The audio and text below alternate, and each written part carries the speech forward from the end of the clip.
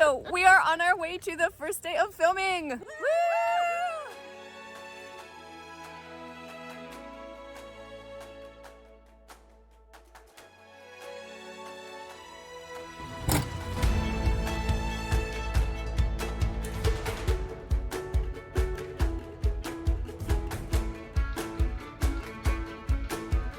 Throughout the series, we've explored costuming, character development, stage combat, and how some of us get ready for performances.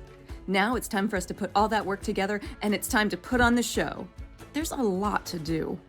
First, we construct the set. The set is made of steel frames and wooden flats that need to be put together correctly so that they can both bear weight. Costumes and props need to be set out and organized, and thank goodness for Jen's and Phoebe's spreadsheets to help us with that. We make sure the makeup table is set up, and we start to get ready. And then, on with the show. But whether you're watching one of our filmed shows or a live performance, there's a lot going on. So today I'm going to take you behind the scenes with some of the cast and crew as they suggest what you should be watching for. Probably like sort of the apprehension that's there. Enfield, he's trying to remain in control. He's trying to, remind himself of these like sort of patriarchal, like, I know better, I'm a man, these are women, I can handle this. But like, this is some dark stuff he's probably never had to deal with. He's freaked out. This lady's scary. Well, the thing about Malaika is that she is in a role of servitude, and so she's not able to say what's on her mind.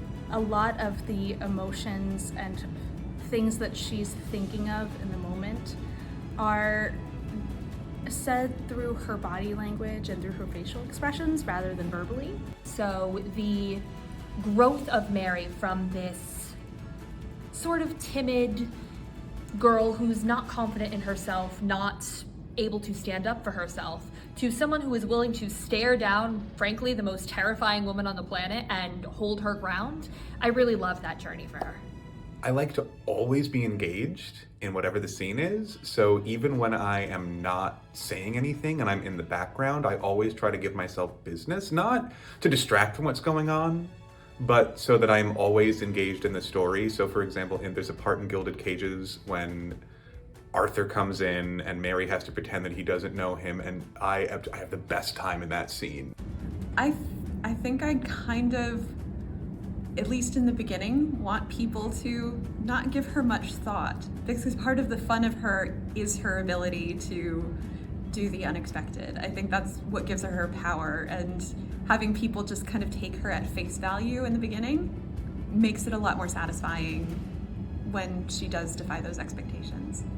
Arthur's sort of like body language changes when he's working as opposed to when he's not working, right? So when he's representing the police, he has to be very kind of like upright, back straight, all that sort of thing. Whereas when he's with Mary and they're just spending time together, he's kind of trying to relax a little bit, but Mary almost doesn't let him because she's kind of always on the case. I think I'm going to suggest when you notice how over time the characters pick up phrasing and words and expressions from each other, and it shows how they come to shape each other as they grow and the influence that they have on one another. And if you're watching part 6, Peter already gave you something to watch for in the villains episode earlier in Mrs. Hawking Spills the Tea. There's a very interesting parallel between how Jack views his peers and how Victoria Hawking views her peers.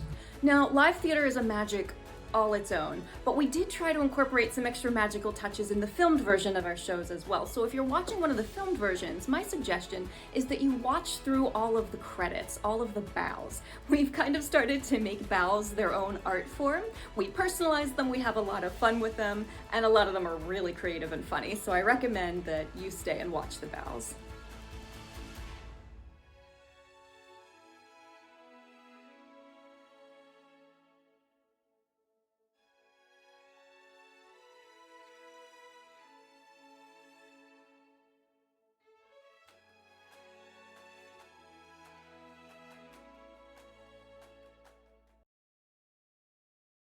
You, what have you done?